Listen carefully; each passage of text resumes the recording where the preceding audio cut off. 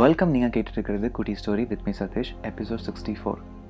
இதுதான் first time இந்த பாட்காஸ்ட்டை கேட்கணும்னு இருந்தால் இந்த எபிசோட் செக் பண்ணி பார்த்துட்டு பல எபிசோட்ஸும் செக் பண்ணி பாருங்கள். இந்த podcast completely focused on fictional and moral stories. எந்த ஒரு ஏஜ் கேட்டகரியும் கிடையாது. கதை கேட்கணும்னு யாருக்கெல்லாம் இன்ட்ரெஸ்ட் இருக்கோ எல்லாருமே கேட்கலாம். Every episode will be like less than 5 minutes, mix of both Tamil and English, and each episodesliyum எந்த ஒரு unethical, unprofessional or like disturbing characters or words will not be used. மன்னர் ஒரு நாள் தனியாக காட்டுக்குள்ளே பயணம் பண்ணி வேறு ஒரு ஊருக்கு போயிட்டுருக்காரு. கையில் தீப்பந்தம் எல்லாம் வச்சுருக்காரு. ஒரு இரவு பயணம் பண்ணோம்னா அந்த ஊருக்கு போயிடலாம். ஆனால் பயங்கரமான மழை பெய்யறனால அவருக்கு வழி எதுவுமே தெரியல, இருட்டும் ஆகிடுது. அந்த நைட்டு தங்குறதுக்கு ஏதாவது இடம் கிடைக்குமான்னு தேடும்பொழுது ஒரு குடிசை வீடு தெரியுது.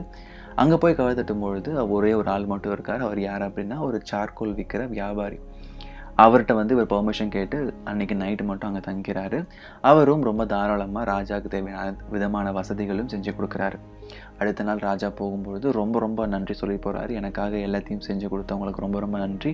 உங்களுக்கு நான் நன்றி கடனா ஒரே ஒரு விஷயம் மட்டும் பண்ணணும். இந்த காட்டுக்குள்ளே இருக்கிற 1 ஏக்கர் ஆஃப் சந்தன மரத்தோடு தான் நான் உங்களுக்கு பரிசாக கொடுக்குறேன்னு சொல்லிட்டு ராஜா அங்கேருந்து கிளம்புறாரு. இவருக்கு ரொம்ப சந்தோஷம்.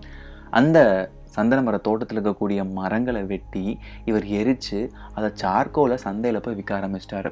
இந்த மாதிரி விஷயம் ரிப்பீட்டடாக பண்ண அவருக்கு கொஞ்சமாக காசும் வந்துட்டு இருக்கு. ஆனால் அங்கே இருக்கக்கூடிய மரங்களோட எண்ணிக்கையும் கம்மியாகிட்டே இருக்குது. ஒரு வாரமாக அந்த ஊரில் பயங்கர மழை பெய்ய ஆரம்பிக்குது. அப்போது அவரால் அந்த மரக்கட்டைகளை எரிக்க முடியல. அப்போ என்ன பண்ணார், அது சந்தைக்கு கொண்டு போகிறதுக்காக அங்கே இருக்கக்கூடிய மரங்களை சின்ன பீஸாக கட் பண்ணி அவர் சந்தையில் போய் விற்க ஆரம்பிச்சிட்டார்.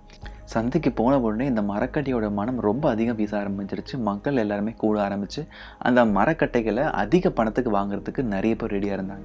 அங்கே இருக்கவங்க சொன்ன பிறகு தான் அவருக்கு அந்த மரத்தோட பயனே தெரிய வருது. இது தெரியாமல் அந்த ஏக்கர் இருக்கக்கூடிய முக்கால்வாசி மரத்தையே வெட்டி எரித்து சில்லறையான பணத்துக்கு விற்றுட்டேனே, அந்த மரத்தோட வேல்யூ தெரியாமல் போச்சுன்னு சொல்லி ரொம்ப ஃபீல் பண்ணுறாரு. சில ஸ்டோரிஸ் சிலருக்கு மட்டும்தான் கனெக்ட் ஆகும். ஆனால் இந்த ஸ்டோரி எல்லாருக்குமே கனெக்ட் ஆகும். ஏன்னா தப்பு செய்யாத மனுஷங்களே கிடையாது. தப்பு எல்லாரும் பண்ணுவோம். சில தப்பு பண்ணி முடிச்ச பிறகு ரொம்ப ஃபீல் பண்ணுவோம், இந்த தப்புனால மொத்த லைஃபே போச்சே சொல்லிட்டு. But there is always room for development and possibilities. நடந்து முடிஞ்ச விஷயத்தை நினச்சி கவலைப்படுறதை விட நடக்க போகிற விஷயத்தில் எந்த இடத்துல நம்ம தப்பு பண்ணாமல் இருக்கணும், எந்த இடத்துல நம்ம ஃபோக்கஸ் பண்ணுங்கிற கிளாரிட்டி இருந்தாவே போதும். Success will be in our way. Every day is a learning, every day is a progress. Try to bring out better version yourself. Learning never ends.